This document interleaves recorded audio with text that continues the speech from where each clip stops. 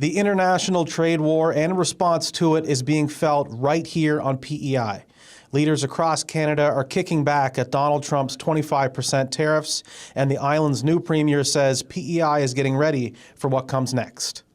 But now we face a challenge we didn't ask for. We've assessed the situation, we've planned, we've advocated, and now we're taking action.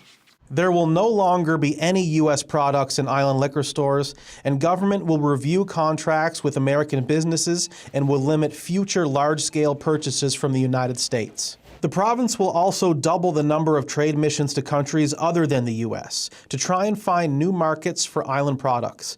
That's places like Europe, Southeast Asia, Mexico, and the Caribbean, along with other parts of Canada. We're starting with business supports to keep the economy moving and to protect jobs, but the long-term effects of these tariffs will impact every single person in this province and across the country. We need to weather this storm together. There are some new financial programs as well. One will cover up to $32,000 for businesses to do market research and advertising and cover travel to find new customers.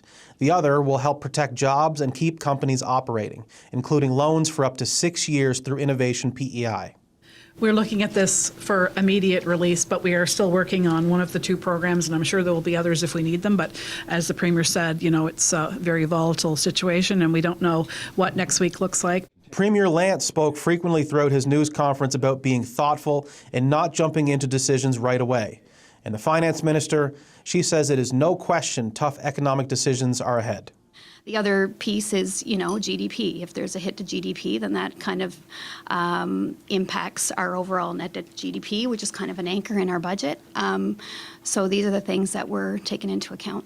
I think what's troubled all of us about this issue from the beginning is the uncertainty and the chaos. So predicting the future and future phases, how long this may last, is very difficult right now.